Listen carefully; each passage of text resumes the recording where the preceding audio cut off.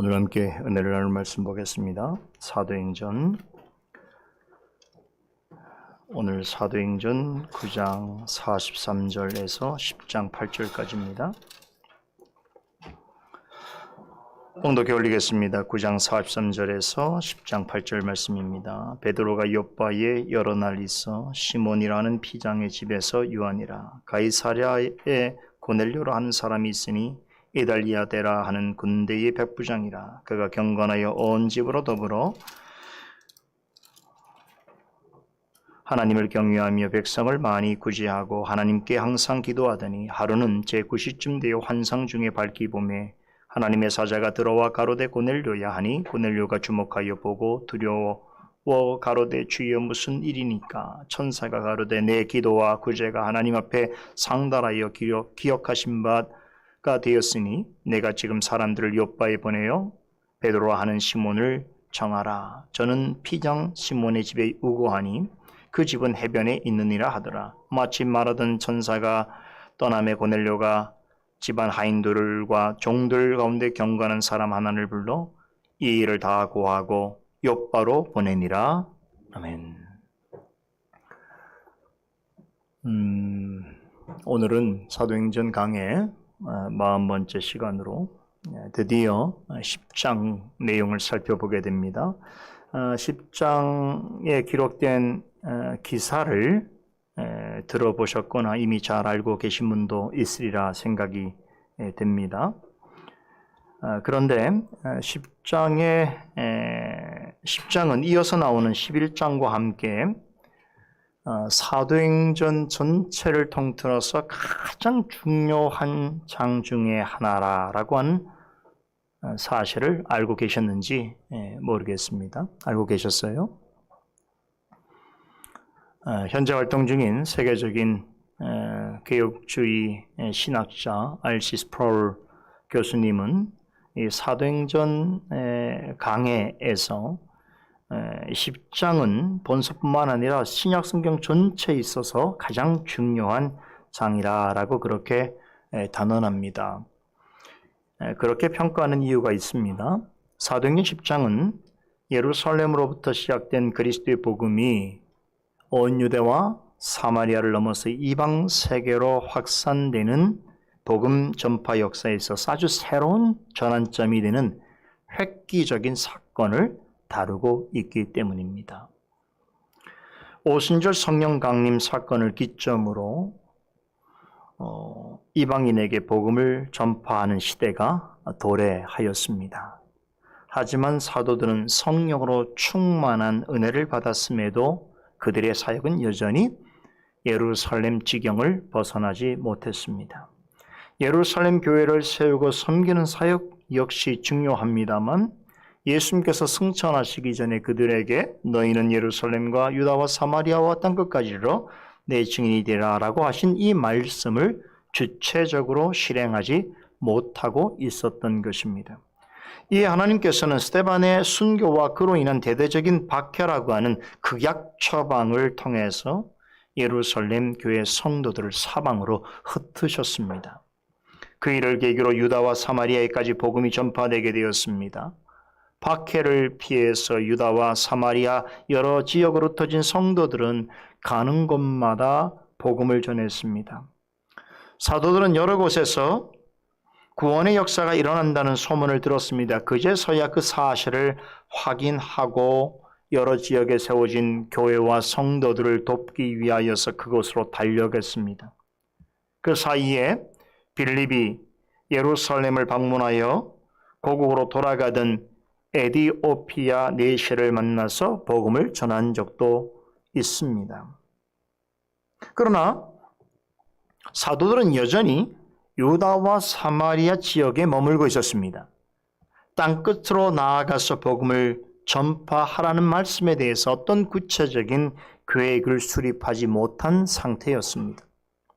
그때 주님께서는 핍박자 사울을 회심하게 하심으로 앞으로 전개될 이방인 선교 사역을 준비케 하셨습니다. 하지만 이방인 선교의 최적임자로서 부름을 받은 사울은 부활하신 주님을 만난 이후에 오랜 침묵의 시간을 갖게 됩니다. 사울은 회심하였지만 당장 이방인 선교를 본격적으로 행하기에는 아직 부족한 점들이 있었습니다. 하나님께서는 그에게 13년이라는 세월 동안 이방 선교를 위해서 택하신 그릇으로 사용하시기 위하여 준비하는 기간을 허락하셨습니다. 그러나 사도들과 예루살렘 교회는 이러하신 하나님의 계획을 알지 못했습니다. 땅끝까지 복음을 전파하고 이방인을 구원하시고자 하시는 하나님의 계획이 어떻게 실현되어 갈지에 대하여 전혀 몰랐습니다. 분명히 이방 선교는 해야 하는 것이었으나 무엇을 어떻게 해야 좋을지 모르고 있었다는 말입니다. 이런 상황에서 사도행전 10장은 이방인 선교 역사에 아주 새롭고도 획기적인 전기가 마련되는 놀라운 사건이 소개되고 있습니다. 이방인 백부장 고넬료라고 하는 사람이 베드로와의 만남 후에 복음을 전해 듣고 회심을 경험합니다. 그리고 그의 가족과 그의 친구들까지 성령을 받아 그리스도인이 됩니다. 그런데 이들 모두는 다 이방인들이었습니다. 물론 이전에도 이방인에게 복음이 전파된 적이 있죠. 아까 말씀드린 대로 빌립이 이방인 에디오피아 네시아에게 복음을 전했습니다. 하지만 온 유다와 사마리아와 땅끝까지 가서 복음을 전파할 사명을 맡은 사도들은 아직까지 이방인들에게 복음을 전한 적이 없습니다. 지금까지는 예루살렘과 다른 지역에 모여있는 유대인들과 혹은 유대교에 기이한 헬라인들이나 복음을 듣고 개종한 헬라인들에게 복음을 전했습니다. 하지만 순수한 의미에서의 이방인에게는 여전히 한 걸음도 다가가지 못하고 있었습니다. 지난 2주에 걸쳐서 살펴본 대로 룻다의 에니야 그리고 욥바의 다비다에게 일어난 놀라운 기적은 그곳 사람들을 예수님께 주목하게 하고 예수님께로 이끄는 수단이 되었습니다. 중풍병자를 낫게 하고 죽은 자를 다시 살리신 기적사건을 통해서 사도 베드로는 예수 그리스도는 하나님의 아들이시며 참 메시아라고 하는 것을 힘있게 전했습니다. 이런 복음을 전해들은 많은 사람이 예수님을 영접했습니다. 그런데 이들 대부분은 유대인들이었습니다.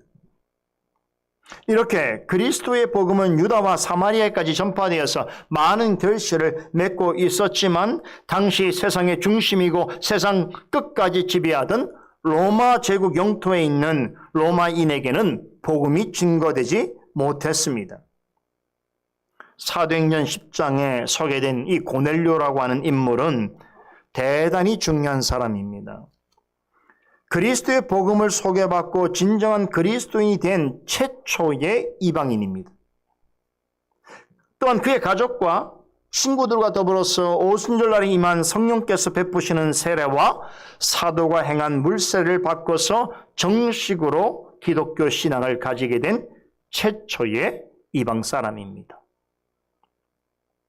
이 사건 후에 이방인 사도로 부름받은 바울은 오랜 집거 생활을 마치고 로마 전역을 두루다니면서 그리스도의 복음을 전파합니다. 그로 인해 로마인들이 예수를 믿고 영접하게 됩니다. 이렇게 로마 제국에 속한 수많은 사람들이 그리스도를 믿게 되면서 나중에는 로마 제국이 아예 기독교 국가로 전향되는데 이 놀라운 일이 일어나게 되는 데 있어서 오늘 우리가 만나게 될 이 사도행전 10장의 내용은 이 모든 역사의 효시가 되는 사건과 인물을 소개하고 있습니다. 앞으로 우리가 사도행전을 통해서 하나하나 배우겠습니다만 고넬료와 그의 가족이 예수 그리스도를 믿게 된 일이 역사에 얼마나 커다란 놀라운 일을 나타내는 그 발화점이 되었는가. 하나님의 계획은 얼마나 놀라운 것인가 확인하게 될 것입니다. 오순절 성령 강림 이후에 예루살렘으로부터 시작해서 온 유대와 사마리아까지 전파된 복음은 이 모든 지역을 당시 식민지로 다스리고 있던 로마 제국과 항상 맞닿아 있었습니다. 하지만 복음이 아직 로마 제국 안으로 들어가지 못하고 있었습니다. 목사님 무슨 말입니까? 사울은 로마 시민권을 가진 사람 아닙니까? 그렇다면 사울이야말로 그리스도인이 된 최초의 로마인이 아닌가요? 라고 반문할 분이 있을지 모르겠습니다. 그러나 사울은 로마 시민권자였지만 이방인이 아닙니다. 헬라파 유대인으로 그가 말했듯이 그는 히브리인 중에 히브리인입니다. 반면에 고넬료는 전형적인 로마 군인으로 혈통적으로도 순수한 이방인입니다. 그런 그가 베드로 사도가 전하는 복음을 듣고 자신뿐 아니라 그의 가족과 가까이 지내던 이방 사람들까지 그리스도를 믿게 되었다는 것입니다. 이런 이유로 신약시대 이후로 그리스도의 복음을 통해서 그리스도인이 된 첫 번째 이방인으로서 그를 간주하는 것입니다. 또한 그와 그의 가족과 친구들이 복음을 듣고 구원받은 것은 그리스도의 복음이 유다와 사마리아를 넘어서 이방 세계로 확산되는 선교 역사의 획기적인 전환점이 되는 사건인 동시에 앞으로 복음이 땅끝까지 전파되는 그 시작을 알리는 역사적으로 매우 중요하고 의미 있는 사건이라고 보는 것입니다. 누가는 사도행전을 통해서 이 모든 일이 하나님의 주권적인 섭리와 성령의 철저한 인도로 이루어져 갔음을 강조합니다. 하지만 앞서 설명드린 것 같이 하나님이 계획하신 일들을 주도적으로 행해야 하는 위치에 있던 예루살렘 교회와 사도들은 세상 끝까지 복음을 전파하기 위해서 무엇을 어떻게 해야 할지 몰랐습니다. 그런 까닭에 이 일에 대한 어떤 구체적인 계획도 수립하지 못했으며 이 사역을 감당할 사람을 세우지도 못했습니다. 사울을 부른 것은 예루살렘 교회가 아닙니다. 사울을 세운 것은 사도들이 아닙니다. 하나님이 하신 것이죠. 마땅히 본인들이 해야 될 일이 있음에도 불구하고 그것을 어떻게 행해야 될지에 대해서는 어떤 것도 할 수 없는 상태였습니다.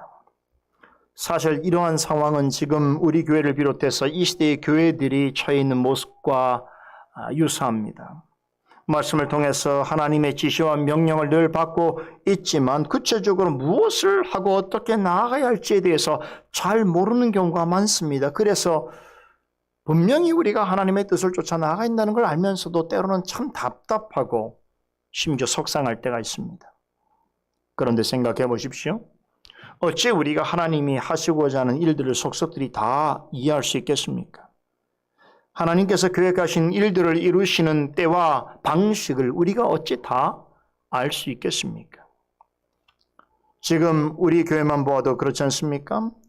우리는 하나님께서 지금까지 특별하신 은혜와 사랑 가운데 우리 교회를 지켜주시고 인도해 주셨다는 사실을 우리 모두는 알고 있습니다. 그렇게 고백합니다. 하나님께서는 교회를 통한 가르침을 통해서 우리 교회를 향한 하나님의 뜻이 무엇이고 어떤 교회로 자라나가야 할지에 대해서 알려주셨고 지금도 그렇게 하고 계십니다. 이런 과정에서 이제 얼마 후면 우리는 새로운 장소를 예배당으로 마련해서 옮겨야 하는 그런 상황 가운데 있습니다. 그런데 우리는 이런 일들과 관련해서는 하나님의 크신 뜻이 무엇이고 향후 우리 교회 역사에 있어서 이런 일들이 어떤 결과를 가져올지에 대해서 우리는 자세히 알지 못합니다.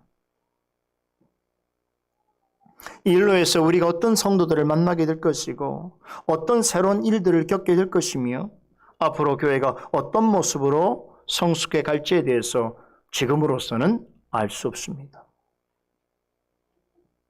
그러나 그렇다고 해서 의심하거나 절망해서는 안 되겠지요. 지금까지 살펴본 사도행전의 교회에 속한 사도들과 성도들은 우리와 같은 근본적인 연약함과 어려움이 있었습니다. 물론 우리와는 비교할 수 없을 정도로 큰 시련과 핍박을 겪었습니다. 그런 중에도 누가는 사도행전 9장 31절 말씀을 통해서 온 유대와 갈릴리와 사마리아 교회가 평안하여 든든히 서가고 주를 경외하는 성도들과 성령의 위로하심이 교회 안에 여실히 드러나므로 교회들이 점점 더 안정되고 확장되어져 가는 역사가 있었다라고 증거하고 있습니다. 저는 사도행전에서 전하는 이런 역사가 우리 교회에 동일하게 나타날 줄로 믿습니다. 왜냐하면 그 교회들을 세우시고 인도하신 동일한 성령께서 지금도 우리와 우리 교회와 함께 하고 계시다는 확신을 가지기 때문입니다. 당시 예루살렘 교회와 사도들이 땅끝까지 복음을 전해야 하는 일에 있어서 분명한 소명을 가지고 있었고 그렇게 해야 된다는 마땅한 사명감이 있었음에도 불구하고 구체적으로 그 일을 위해서 무엇을 해야 할지 그들은 알지 못하는 처지에 있었습니다. 그러하기에는 그들 또한 너무나 연약하고 힘겨워했습니다. 그러나 성령께서는 그들이 생각지 못하는 전혀 다른 차원에서 이방을 향한 복음 전도의 길을 닦고 계셨습니다. 장차 이방 선교의 큰 열매를 위해서 핍박자 사울을 변화시키셔서 복음 전도 사역을 위한 큰 그릇으로 쓰임받을 이방인 사도로 준비시키고 계셨습니다. 그리고 그를 이방 선교 사역에 본격적으로 사용하시기 전에 베드로로 하여금 앞으로 전개될 이방인 선교의 훌륭한 지렛대로 삼을 만한 한 사람을 부르고 계셨습니다. 오늘 본문에 나오는 고넬료가 바로 이 사람입니다. 예루살렘 교회와 사도들은 이러하신 하나님의 계획을 생각지 못했습니다. 땅끝까지 복음을 전하라는 사명은 받았지만 어떻게 해야 좋을지 알지 못하고 있을 때에 하나님께서는 계획하신 일들을 차분하게 그리고 정밀하게 이어가셨습니다. 하나님의 일은 사람의 생각과 계획대로 다 되어지는 것이 아닙니다. 우리가 하나님의 일을 하다 보면 때로는 앞이 캄캄해서 전혀 볼 수 없는 그런 상황을 만나기도 하고 때로는 막다른 골목이 다다른 것처럼 여겨질 때도 있습니다. 어떤 구체적인 사안과 형편에 있어서 하나님이 원하시는 뜻이 구체적으로 무엇인지 우리가 우선적으로 해야 할 일이 무엇인지에 대하여 알지 못하는 경우도 허다합니다. 그러나 그런 중에도 하나님께서는 주를 경외하는 성도들과 성령의 인도하심과 위로하심이 있는 교회를 위하여 일하고 계십니다. 하나님의 계획을 다 알지 못할지라도 성령의 인도와 위로 가운데 있는 교회라면 말씀에 따라 생각하고 기도하고 헌신하는 성도들을 통하여서 기뻐하시는 일들을 이루어 나가십니다. 성령과 말씀의 인도가 있고 주를 경외하는 성도들이 함께하는 교회라면 무슨 일이 있어도 잘 알지 못해도 반드시 더 좋은 길로 인도하시고 협력하여 선을 이루십니다. 우리 교회 예배당을 옮기는 일도 이러한 믿음과 기대를 가지고 하나님께서 교회를 위하여 일하시는 일들을 바라보면서 말씀과 기도 가운데 다 같이 한 마음으로 준비하고 동참해야 할 것입니다. 지금까지 사도행전에서 살펴봤던 여러 교회들이 성령의 위로와 주를 경외하는 성도들이 점점 많아짐으로 더욱 평안해지고 든든히 서가게 되었던 것처럼 교회의 머리이신 그리스도께서 함께하여 주시고 성령께서 말씀으로 우리와 우리 교회를 이끌어 가주시는 한 우리 교회도 그와 같은 은혜 역사가 나타날 줄로 믿습니다. 믿으십니까? 믿으셔야 됩니다. 이게 하나님의 말씀을 정직하게 대하는 자들의 태도인 것입니다. 저는 사도행전을 살펴보면 살펴볼수록 초대교회에 있어서의 하나님의 놀라우신 일뿐만 아니라 그 역사가 오늘 저희가 함께 섬기고 있는 이 교회를 통하여 하나님께서 나타내실 일들이 얼마나 깊은 연관성이 있는지 또 얼마나 많은 것들을 우리에게 깨닫게 하시고 준비케 하시는지를 정말 깊이 깨닫게 됩니다. 아무튼 사도행전 10장 이후로 우리는 예루살렘과 온 유대와 사마리아를 거쳐서 유대인에게만 아니라 로마 제국이 통치하는 여러 지역에 흩어져 있는 이방인들에게도 복음이 전해지는 놀라운 이야기를 살펴보게 될 것입니다. 고넬료는 이방 선교의 실제적인 포문을 여는 출발점에서 만나는 역사적인 인물입니다. 자, 그런데요, 누가는 오늘 본문에서 이방 선교 역사에 있어서 고넬료보다 한 걸음 앞서서 우리가 기억해야 할 또 다른 한 인물을 소개하고 있습니다. 누군가 하면 사도행전 9장 43절에 소개된 요빠에 사는 시몬이라고 하는 사람입니다. 지난주에 다비다가 살아난 이야기를 살펴보았지요. 누가는 이 사건을 전한 후에 베드로가 여러 날 동안 요빠에 머물렀다는 소식을 끝으로 사도행전 9장 내용을 마무리합니다.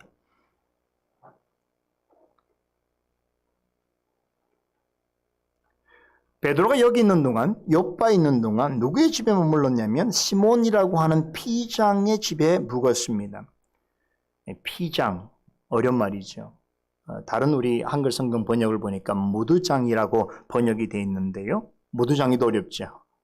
직업적으로 동물의 가죽을 가공하는 사람을 뜻합니다. 오늘날 쉽게 말하면 피혁 제조업자죠. 동물의 그 거친 털을 가지고 그것을 아주 부드럽고 좋은 제품으로 만드는 이제 그런 사람을 피장이라고 합니다. 무슨 이유 때문인지 모르겠는데 요빠에서 다비다를 살린 큰 기적을 나타내 보이고 또 많은 사람들에게 복음을 전한 베드로는 이 동물 가죽을 가공하는 일을 업으로 삼고 있는 시몬이라는 사람의 집에 머물게 되었습니다. 우리는 이 사람이 동물의 가죽을 다루는 사람이라는 사실 외에는 다른 것은 알 길이 없습니다. 그래서 어쩌면 굳이 우리가 이 사람에 대해서 궁금해할 것이 없어 보일 것 같으나 누가는 이 사람에 대해서 그의 이름과 직업을 소개하면서 베드로가 고넬료를 만나기 전에 이 사람과 함께 지내었다는 사실을 우리에게 전해주고 있습니다. 우린 이 사실을 주목해 볼 필요가 있습니다. 얼마 기간 동안 이 집에 묵었는지는 알 수 없지만 베드로가 이 사람의 집에 머물러 있었다는 것은 참으로 의미심장한 교훈을 전해줍니다. 말씀드린 대로 피장은 짐승의 가죽을 다루는 사람입니다. 오늘날에야 이런 직업을 가진 사람들이 아주 전문적인 스킬을 가진 사람이면 돈도 꽤 벌 수 있고 또 정말로 소문난 전문가라고 하면 명예도 얻을 수 있습니다만 당시 유대 사회에서 이 피장, 동물의 짐승의 가죽을 다루는 직업을 가진 사람은 가장 천한 자리에 있는 사람이었습니다. 유대인들은 죽은 동물을 대하는 것을 매우 불결하고 부정적으로 여겼기 때문입니다. 여러분, 백정 아시죠? 그렇죠? 짐승을 잡는 일을 업으로 하는 사람을 가리키는데 옛날에 신분제도가 존재하던 이 조선시대에는요, 이 백정이라는 사람은 사람으로서 취급하지 않았어요. 사람과 짐승 그 중간에 있는 어느 정도의 계급, 가장 비천한 직업 중에서 가장 비천한 사람이 백정이었어요. 그런 것처럼 유대인들에게 있어서 이 피장은 백정 같은 그런 사람입니다. 항상 죽은 짐승을 대하고 때로는 부정한 동물을 다루어 했던 피장이라는 직업을 가진 사람을 매우 꺼려했습니다. 죽은 동물의 시체를 만지는 것은 유대인들에게는 금기시된 일입니다. 그런데 하필 베드로는 이 일을 하는 사람의 집에 머물렀습니다.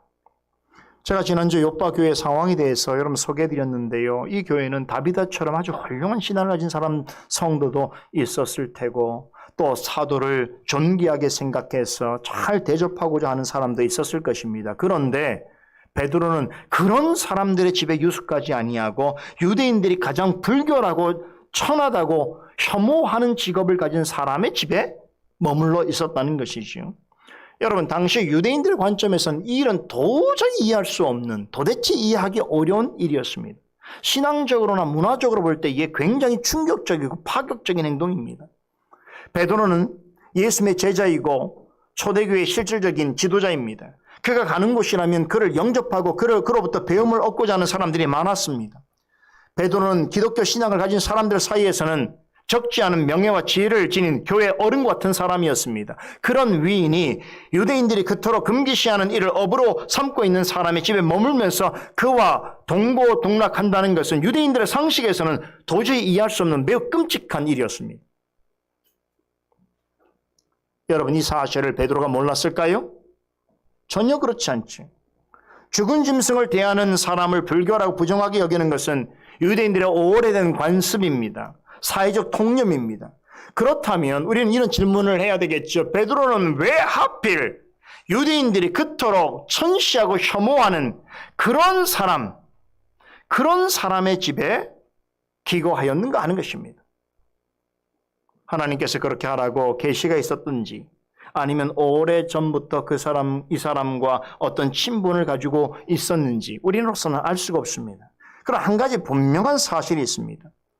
이 일은 앞으로 전개될 이방인 선교 사역의 핵심을 전하는 예고편적인 역할을 하고 있다는 것입니다.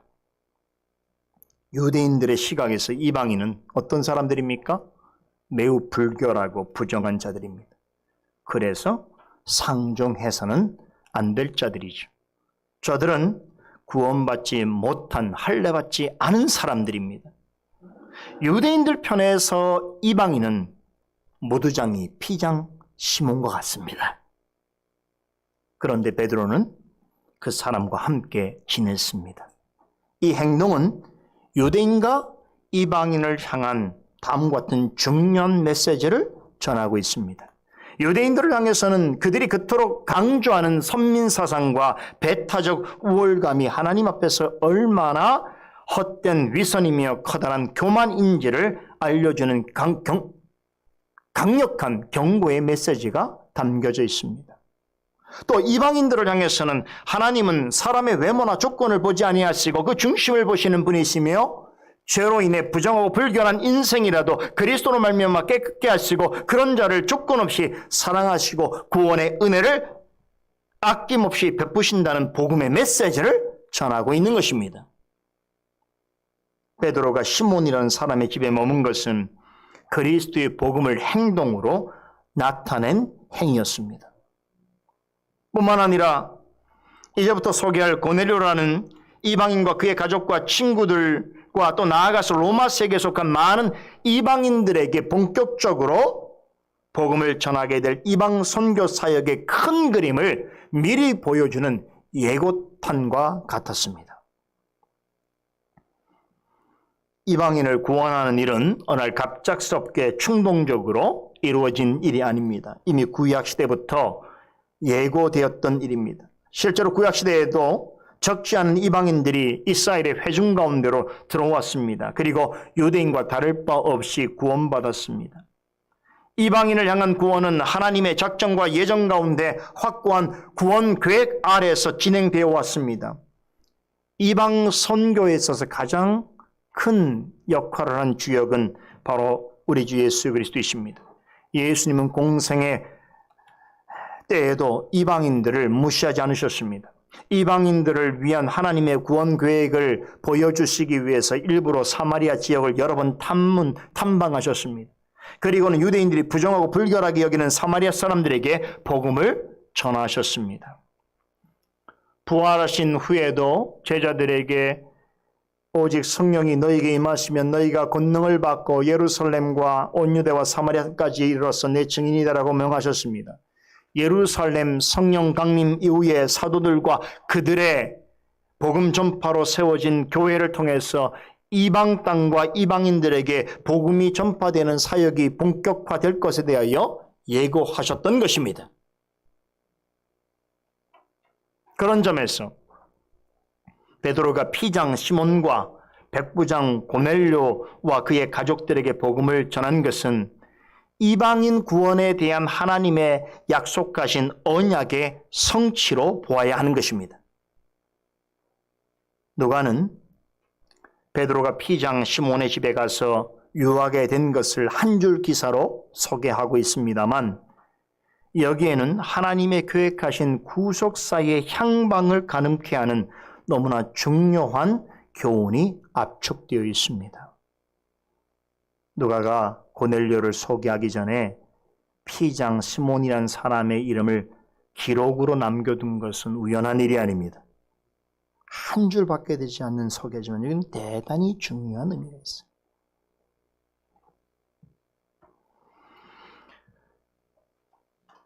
베드로와의 특별한 관계를 생각할 때에 이 피장 시몬이라는 사람은 분명히 그리스도를 믿는 성도였을 것입니다. 사람들로부터 천대받는 직업을 가졌지만 그는 말씀의 종을 귀히 여겼습니다. 그가 전하는 가르침을 힘써 배우고자 했습니다. 베드로는 그런 성도와 교제를 나누고 함께 지내는 것을 무척 기뻐했습니다.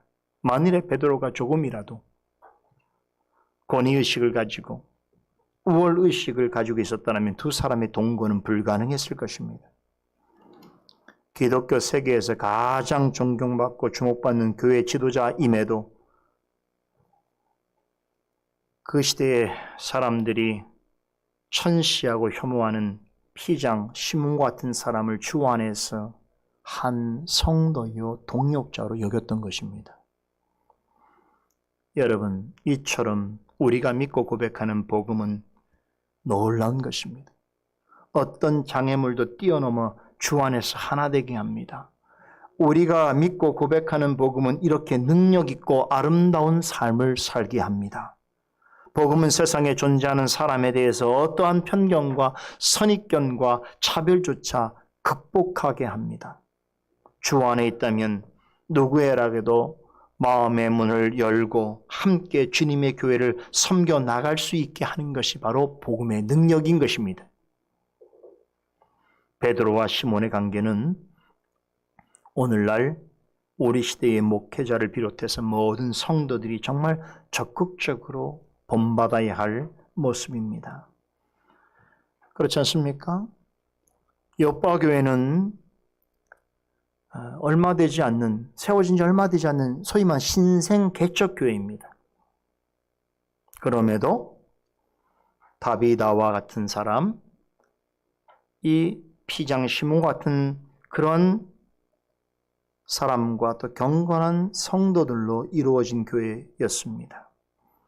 세상의 기준으로 볼 때는 잘난 사람, 많이 가진 사람, 유명한 사람은 없었지만 이렇게 하나님을 경외하고 말씀 사역자를 존대하며 성도를 사랑하여서 믿음을 행함으로 드러내고 선을 행하기를 기뻐하는 성도들이 있었다는 것만으로도 요빠 교회는 어떤 교회보다도 복되고 아름다운 교회였습니다. 여러분, 사도행전을 공부하면서 우리가 갖는 즐거움 중에 하나가 뭔지 아세요?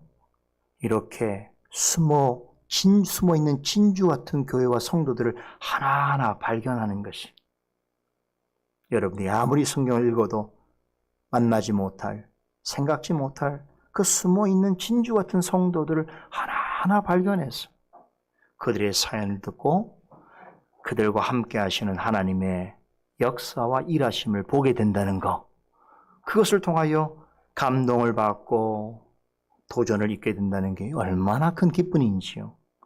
그렇습니까? 저만 그런 거 아니죠?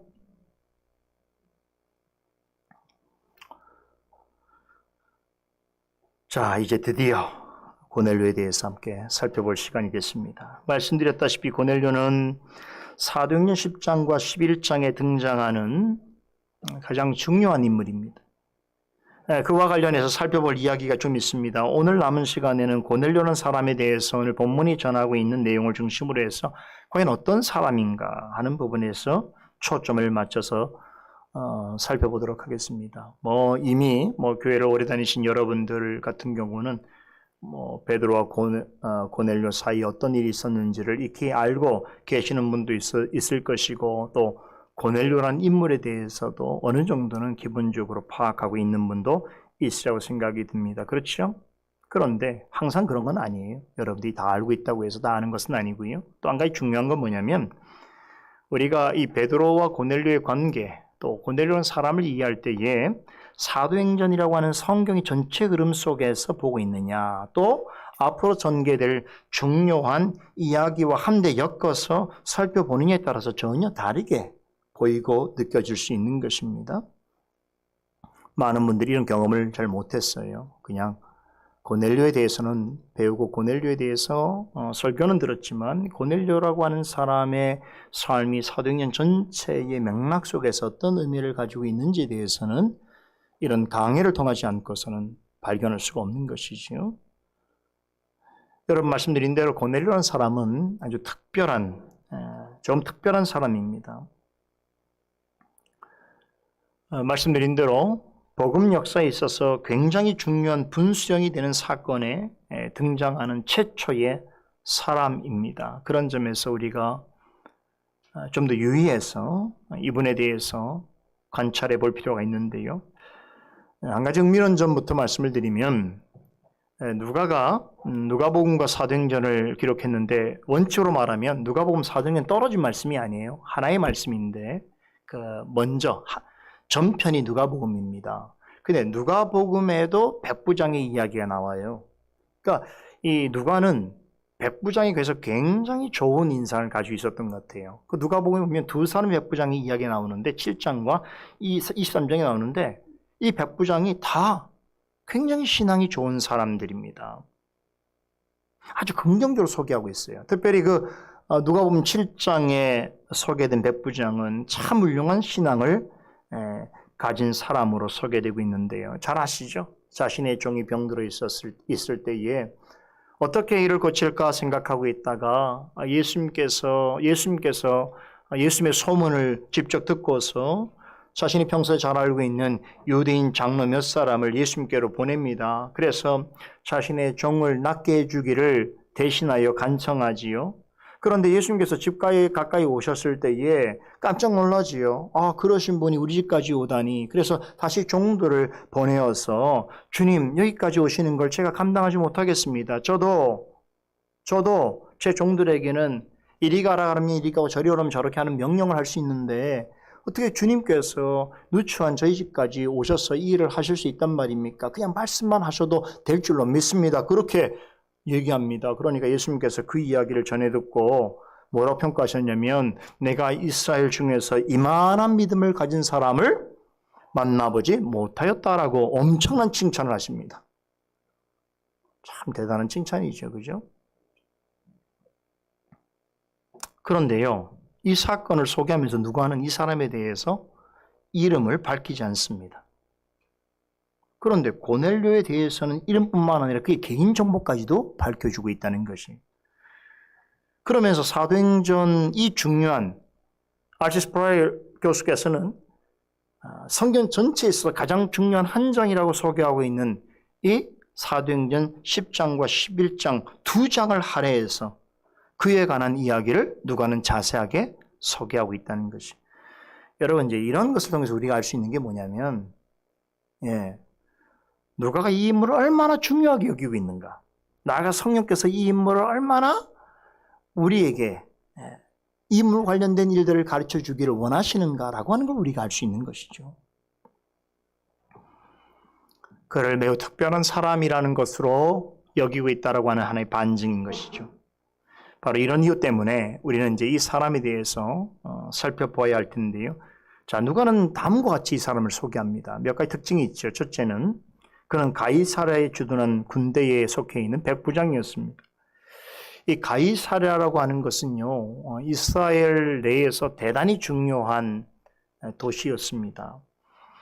이곳에 팔레스타인 전역을 지배하던 바로 로마의 총독부가 여기에 있었습니다. 그렇죠. 우리나라의 일제 총독부가 서울에 있었던 것처럼 이 가이사랴에 팔레스타인 전역을 통치하는 그 핵심 기관인 총독부, 로마의 총독부가 이곳에 있었고요. 그리고 그러다 보니까 워낙 중요한 곳이니까 이곳을 방어하기 위해서 로마의 주력 부대가 주둔해 있었습니다. 이곳에는 헤롯 대왕이 로마 황제를 위해서 건축한 웅장한 건물들이 즐비했습니다. 그리고 아주 발전된 문화시설을 보유한 탓에 많은 사람들이 모여들었는데 기록으로 보면 가이사라에는요, 유대인보다 이방인들이 훨씬 많았다고 그래요. 당연하죠. 이렇게 좋은 도시에 출세하러 오고 놀러 오고 많은 문화시설이 있는 곳이니까 사람들이 몰려들 수밖에 없었던 것이죠. 그런데 고넬료라는 사람은 바로 이곳을 관할하는 여러 부대 중에서 이달리아 대라고 하는 군대의 백부장이었습니다. 이 백부장이라는 직분은 로마의 군대 얘기를 길게 할 필요 없겠고요. 그러니까 한 중대가 있으면 그 중대 안에 약 100명의 군사들이 있는데 이 군사들을 지휘하는 로마 장교가 바로 백부장입니다. 그런데 이달리아 대라고 하는 이름의 군대로 보아서 이 군대를 구성하는 대부분의 군사들이 이탈리아 출신의 사람들이었다라고 하는 것을 추측해 볼 수 있습니다. 그래서 이제 이 사람은 사실 우리는 고넬료로 번역하지만 실제로는 라틴어로 이 사람의 이름을 부르게 되는데 당시 로마식 이름을 사용해서 이 사람의 이름은 코넬리우스입니다. 코르넬리우스라고 하는 이름인데요. 이 코르넬리우스라고 하는 이름은요, 로마 역사에 보면 굉장히 유명한 사람들의 이름이기도 했었고, 실제로 코넬리우스 가라고 하는 로마의 명문 귀족 집안도 있었습니다. 오늘 등장하는 고넬료가 그런 가문에 속해 있는 사람인지는 모르겠습니다만 한 가지 중요한 것은 당시에 굉장히 안정적인 생활을 하고 있는 로마 시민이고 로마의 군인이었다고 하는 사실은 명백하지요.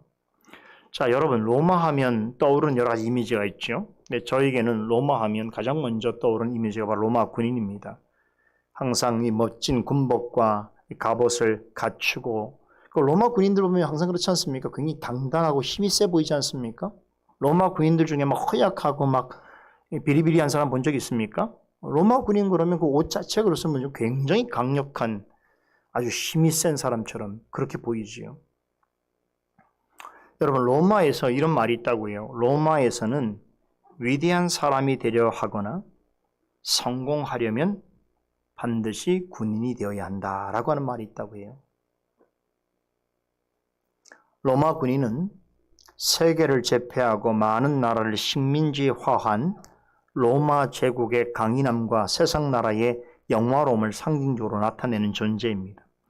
세상적인 관점에서 보자면 고넬료는 이미 성공한 사람이었고 앞으로도 성공이 보장된 사람입니다. 그런데 또 다른 관점에서, 영적인 관점에서 보자면 로마 제국과 로마 군대는 무엇을 가리키는 것이겠습니까? 철저한 불신 세상을 가리킵니다. 그리고 로마 군인은 세상에서의 성공과 번영을 꿈꾸면서 살아가는 철저한 불신자를 의미합니다.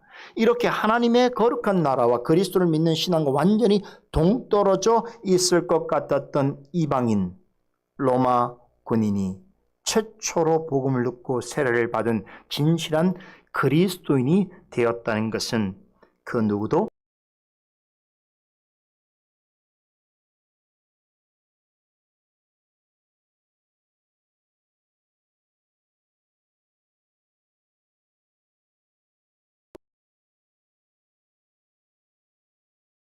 들이 힘을 합쳐서 죽인 바로 그 예수 그리스도를 하나님의 아들이고 참 메시아로 믿고 그분을 자신의 주님으로 시인하고 그분을 따르는 자들과 더불어서 그리스도 안에서 동일한 하나님의 백성과 하나님의 권석이 된다는 것은 정말로 신비롭고 경이로운 일입니다. 그렇죠. 여러분, 이 상황은요, 그토록 그리스도인들을 핍박하던 사울이 변화해서 복음 전도자로 변한 그 역사만큼이나 정말 어메이징하고 그레이트한 사건이 아무도 예상할 수 없는 일이 지금 일어난 것입니다.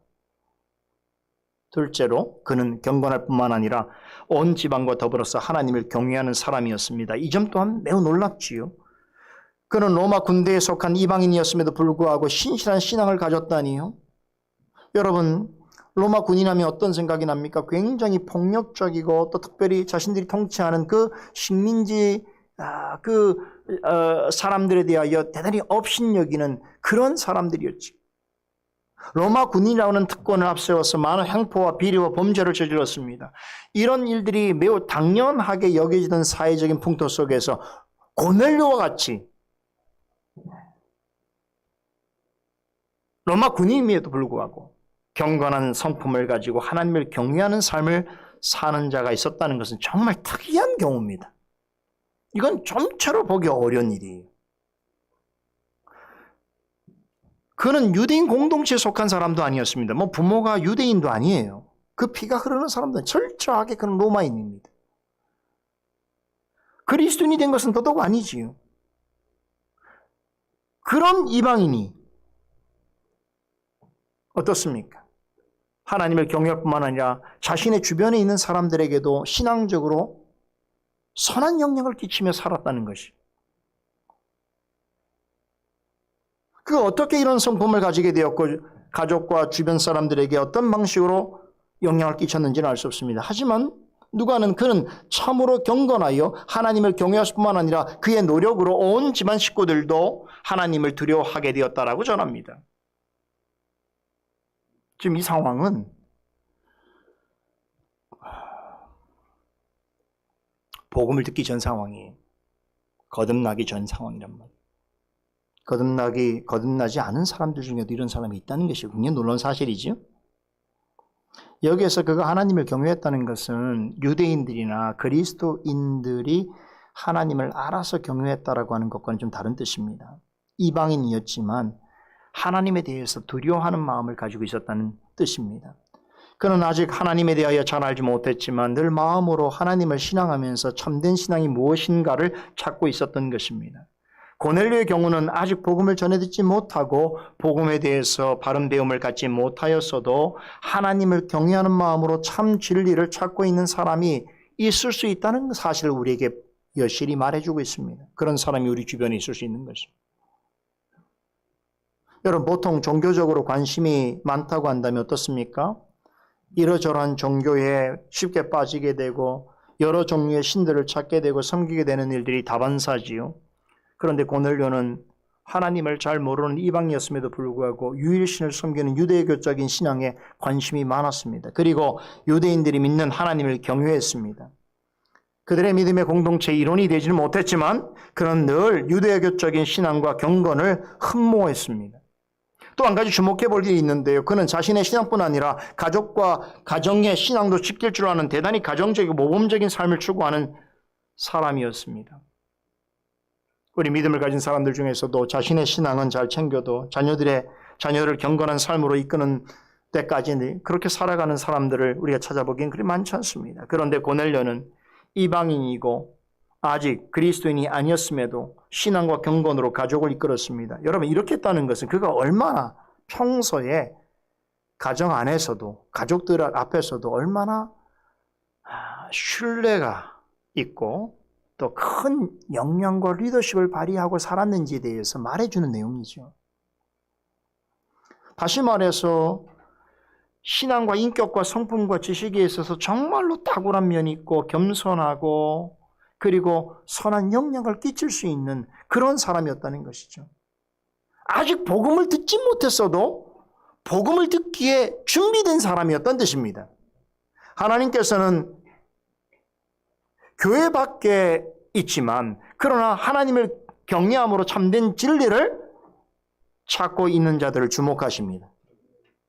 그런 사람이 바로 고넬료 같은 사람입니다. 저는 이런 사람들이 우리 교회에 많이 왔으면 좋겠어요. 정말로 바라는 거. 뭔가 진짜 바른 진리를 찾고 하나님을 두려워하는 마음을 가지고 있는데 그렇잖아요. 그 성품과 지식과 경험에 있어서도 참 선한 영향을 끼칠 수 있는 그런 사람인데 아직 잘 몰라요. 그런 사람이 정말 진리를 바로 배우고 하나님을 바로 한다면 하나님께 크게 쓰임받을 수 있는 사람이 되는 것이죠. 그리고 때가 참에 하나님께서는 그에게 복음 전하는 자를 보내셔서 그로 하여금 참 복음을 깨닫게 하셨습니다. 셋째로 그는 구제와 기도에 힘쓰는 사람이었습니다. 여러분, 불신자 중에서도 이런 남을 돕는 일을 참 기쁨으로 행하는 사람들이 있습니다. 그런 점에서 고넬료도 비슷해 보입니다만 누가는 그가 그 행위를 한 이유를 이렇게 설명합니다. 그가 경건하기에, 다시 말하면 그가 구제와 기도에 힘쓴 것은 그 경건함으로부터 나왔다는 것이지요. 그런 점에서는 완전 불신자와는 근본적으로 다른 점이 있다는 것입니다. 그가 경건하여 많이 구제하고 항상 기도했다는 것은 그가 추구하는 신앙의 성격을 잘 드러내줍니다.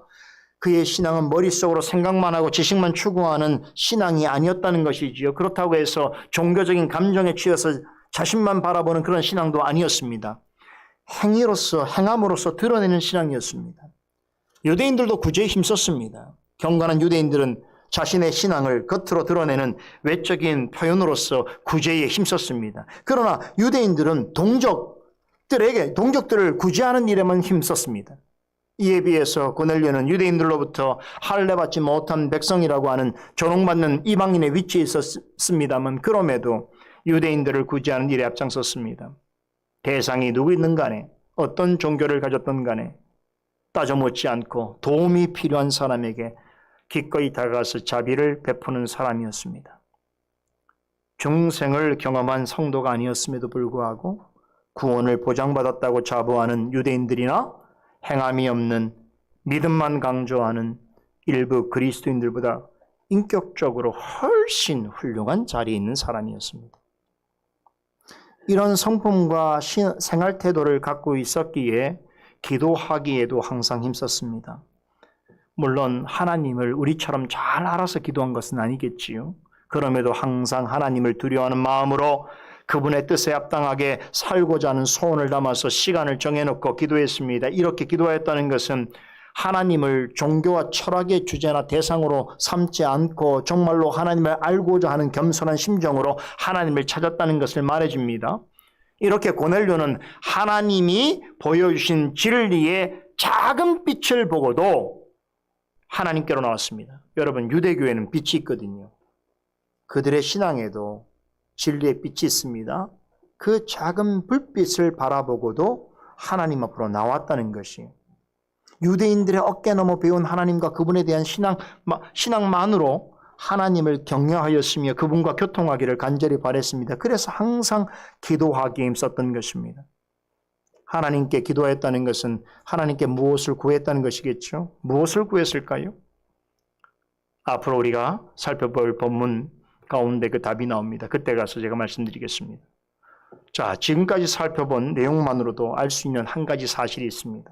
고넬료는 단지 한 사람의 이방인이 아니라는 것입니다. 이방 선교 역사의 찬란한 여명을 밝히시기 위해서 하나님께서 미리 예비하여 두신 사람입니다. 그는 아직 정식으로 복음을 듣지 못한 상태에 있음에도 훌륭한 신앙과 성품을 가지고 있었습니다. 누가는 이 사실을 있는 그대로 전달합니다. 그런데, 잘 들으세요. 그런데 어떤 사람들은 이 점을 근거로 아주 큰 오해를 합니다. 고넬료는 그 같은 훌륭한 성품과 신앙을 가졌기 때문에 구원을 받은 것이라고 생각합니다. 그러므로 우리도 고넬료처럼 이렇게 좋은 성품과 신앙을 본받아서 우리가 구원을 스스로 이루어가자라고 그렇게 말하는 사람들이 있습니다. 만일에 이런 식으로 생각한다면 고넬료가 행한 구제와 기도는 더 좋은 구원을 얻기 위한 원인과 조건이 됩니다. 결국 구원은 사람 편에서 어떻게 행하느냐에 따라 주어지는 것이라고 하는 결론에 이르게 됩니다. 여러분, 누가가 고넬료의 성품과 신앙에 대해서 소개하는 것이 이 점을 말하기 위한 것일까요? 구원은 사람의 선행과 행위로 얻는 것이라고 하는 것을 설명하기 위한 것일까요? 절대로 그렇지 않습니다. 이 점을 오해하면 안 돼요. 우리가 모두 알고 있는 것처럼 죄인은 결코 스스로 구원에 이를 수 없습니다. 율법의 행위로는 구원 얻을 육체가 없습니다. 자기의로는 하나님 앞에서 의롭다 하심을 얻을 수 없습니다. 구원은 오직 하나님의 크신 사랑 안에서 그리스도를 믿는 믿음으로 말미암아 얻는 것입니다. 그러므로 구원은 사람의 행위에서 나오는 것이 아니라 하나님의 주시는 선물입니다. 그런 점에서 고넬료의 성품과 신앙을 말하는 것은 그런 행위로 구원을 얻을 만한 무엇이 있다는 것을 말하기 위해서가 아닌 것입니다. 다른 이유가 있습니다. 우리는 그 답을 3절 이하에서 고넬료가 기도할 때의 환상을 본 장면에서 찾을 수 있습니다. 고넬료가 기도하는 중에 환상을 봅니다. 그런데 이 환상은요, 나중에 베드로도 똑같이 봅니다. 이 환상은 앞으로 전개될 이방 선교의 청사진을 보여주는 대단히 중요한 내용과 교훈이 담겨져 있습니다. 그래서 우리가 주의 깊게 살펴보아야 하는데요. 다음 주에 고넬료가 본 환상을 통해서 확인해 보겠습니다. 고넬료가 환상을 본 후에 천사가 나타나서 그 일을 베드로에게 가서 전하라고 지시하지요. 천사는 욥과 시몬의 집에 있는 베드로에게 사람을 보내서 그를 데려오라고 그렇게 명합니다. 그렇게 해서 이제 드디어 고넬료와 베드로의 만남이 성사됩니다. 그런데 만일에 고넬료가 그냥 일반인 수준의 이방인이었다고 한다면 여러분 이 환상을 보고 어떻게 이해했을까요? 이게 굉장히 중요한 내용입니다. 만약에 그가 지금 누가가 소개한 이런 정도의 사람이 아니고 그냥 지나가다가 만날 수 있는 그 수없이 많은 로마 병사 중에 한 사람 정도가 되는 아무나 그냥 뽑아갖고 사용할 수 있는 그냥 선택해서 우리가 알 수 있는 그런 정도의 이방인이었다면 하나님께서 이런 환상을 보여주셨다고 했을 때 그는 어떤 반응을 보였을까요? 한번 생각해 보세요. 물어보세요. 여러분 과연 어떤 태도를 취했을까요? 여러분 하나님도 알지 못하고 하나님에 대한 관심도 없는 사람이 정말 희한한 환상을 봤는데 그 환상을 어떻게 이해할 수 있겠습니까? 그 환상에 대해서 어떤 존중하는 마음을 가질 수 있겠습니까? 하나님의 의도와 전혀 다른 생각을 했을 것이고 다른 태도를 취했을 것입니다. 누가는 하나님의 천사가 나타나서 고넬료야 하고 부를 때에 그가 주목하여 보고 두려워하면서 주님의 뜻을 구했다라고 전합니다. 어떻게 이방인 백부장이 이런 반응을 보일 수 있었을까요? 고넬료는 신비한 환상을 보고도 미신과 같은 생각에 빠지지 않았습니다. 많은 사람들의 경험처럼 신비주의나 신비종교에서 말하는 이상한 체험을 강조하는 이상한 방향으로 나아가지 않았습니다. 하나님께서 보여주신 줄 알고 두려워하는 마음으로 주님의 뜻을 물었습니다. 주여 무슨 일입니까? 라고 묻는 고넬료를 향해서 천사는 내 기도와 구제가 하나님 앞에 상달하여 기억하신 바 되었다고 칭찬해 줍니다. 고넬료는 하나님께서 인정하실 만큼 평소에 참으로 진실하고 겸손한 사람이었다는 것을 말해줍니다. 이런 사람이었기에 이방 선교의 청사진으로 보여주신 환상을 보고도 이상한 생각을 하지 않고 그 속에 숨겨있는 진리의 교훈을 알고자 하였던 것입니다. 이것이 의미하는 바가 무엇입니까? 고넬료는 이제 새롭게 펼쳐 보이게 될 기독교 역사의 새로운 장을 위해서 특별히 준비된 사람이라는 것입니다. 하나님께서는 이 중요한 일을 아무나 한테 맡기지 않으셨습니다. 고넬료라고 하는 이방인 백부장을 택하여 사용하셨습니다. 그로 하여금 이 엄청나게 중요한 역사에 동참케 하시고 그 의미를 모든 이방인들에게 나타내시기 위해서 그와 같은 자를 준비하시고 때가 참에 그를 부르셨습니다. 여러분, 누가가 고넬료가 복음을 만나기 전임에도 불구하고 그 사람의 성품과 신앙에 대해서 이렇게 자세히 소개해 주고 있는 의도를 아시겠습니까? 그가 이방 선교의 포문을 여는 인물로 쓰임받게 된다는 것은 그의 개인적인 능력과 판단 때문이 아니라 일찍부터 그러한 일을 감당할 수 있도록 그를 준비시키시고 이끄신 하나님의 계획과 경륜에 따른 일이라는 점을 강조하기 위해서입니다. 성경을 어떻게 이해하느냐에 따라 전혀 다른 해석과 적용이 나올 수 있는 것이죠. 이해되십니까?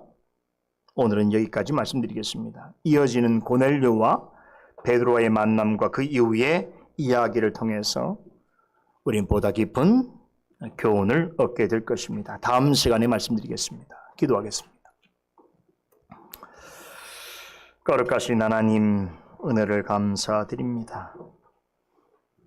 오늘도 우리에게 주신 말씀을 통해서 인류 역사 가운데서 참으로 중요한 구속사의 전환을 이룬 그 사건을 하나님께서 어떻게 예비하시고 신이 이루어 가시는지에 대하여 말씀을 통하여 명징하게 보고 깨달을 수 있도록 하시니 감사를 드리옵나이다.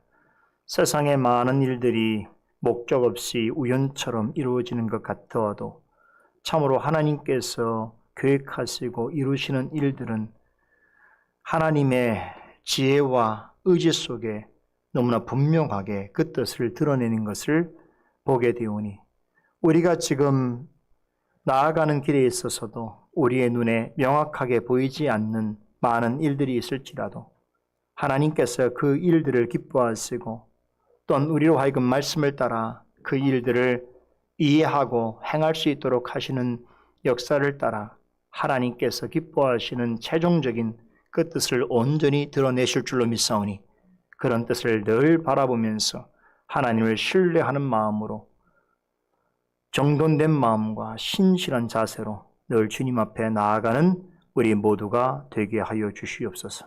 한 주간도 말씀을 돌아오며 묵상할 때에 말씀을 통하여 증거해 주신 교훈들을 깊이 깨닫고 또한 그 교훈을 따라 성숙해가는 우리 모두가 되게 하여 주시옵소서. 예수 그리스도 이름으로 기도드리옵나이다. 아멘.